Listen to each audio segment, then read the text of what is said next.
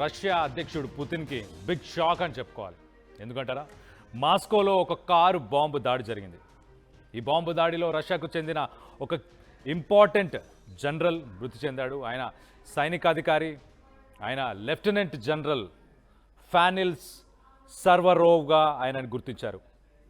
ఒక కారు కింద బాంబుని ప్లేస్ చేశారు.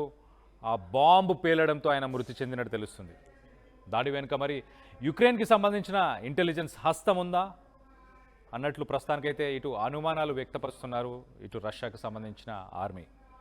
ఓ అపార్ట్మెంట్ దగ్గర కార్ పార్కింగ్లో ఈ ఘటన చోటు చేసుకుంది. మన విజువల్స్ చూడొచ్చు ఆ ఇంపాక్ట్ ఎంత పెద్దగా ఉందనేది. ఒక్కసారిగా ఆ ముందు భాగం, ఆ కార్కి సంబంధించిన ఇంజిన్, ఆ పార్ట్స్, ఆ విడి భాగాలన్నీ కూడా చెల్లా చెదురైపోయాయి, ముక్కలు ముక్కలుగా ఎగిరి పడిపోయాయి.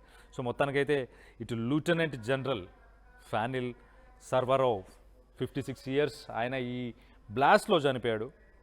సో ఆయన ఇటు ఆపరేషనల్ ట్రైనింగ్ డైరెక్టరేట్ అంటే రష్యాకు సంబంధించిన ఆర్మీ మొత్తాన్ని ఆయన యుద్ధానికి రెడీ చేయడం, కాంబాట్ రెడీనెస్, అలాగే సీనియర్ ఆఫీసర్స్కి కూడా ఆయననే కమాండ్స్ ఇస్తారు, ఆయననే ట్రైనింగ్ కూడా ఇస్తారు అన్నట్టు తెలుస్తుంది. ఒక్కసారి ఇన్సిడెంట్ ఎక్కడ జరిగిందనే డీటెయిల్స్ కూడా ఒకసారి మనం చూద్దాం. యసనేవా స్ట్రీట్ అనే ఒక సదర్న్ మాస్కోలోని ఒక స్ట్రీట్లో మార్నింగ్ 7 o'clock లోకల్ టైం, రష్యాకు సంబంధించిన లోకల్ టైం మార్నింగ్ 7 o'clock యసనేవా స్ట్రీట్లో ఈ ఘటన చోటు చేసుకుంది. ఆ కార్ కింద ఐఈడి, ఇంప్రొవైజ్డ్ ఎక్స్ప్లోజివ్ డివైసెస్ని ఆ కార్ కింద ప్లేస్ చేసినట్టు తెలుస్తుంది.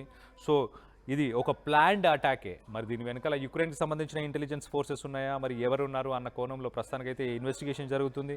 ఇటు రష్యా ఇన్వెస్టిగేటివ్ కమిటీ ఒక ప్రోబ్నైతే, ఒక ఇన్వెస్టిగేషన్ అయితే ఓపెన్ చేసింది. Officials have publicly identified Ukrainian intelligence service as a primary line of enquiry. So ప్రస్తుతానికైతే ఇటు యుక్రెయిన్కి సంబంధించిన ఇంటెలిజెన్స్ సర్వీసెస్నే ఒక ప్రైమరీ లైన్ ఆఫ్ ఎంక్వైరీలో వాళ్ళనే ఐడెంటిఫై చేశారు. అలాగే దీని మీద క్రెమ్లిన్ ఇప్పటిదాకా అఫీషియల్గా ఎలాంటి స్టేట్మెంట్ ఇవ్వలేదు. అలాగే ఇటు యుక్రెయిన్కి సంబంధించిన కీవ్ నుంచి కూడా ఎలాంటి రెస్పాన్సిబిలిటీ కూడా వాళ్ళు కూడా తీసుకోలేదు.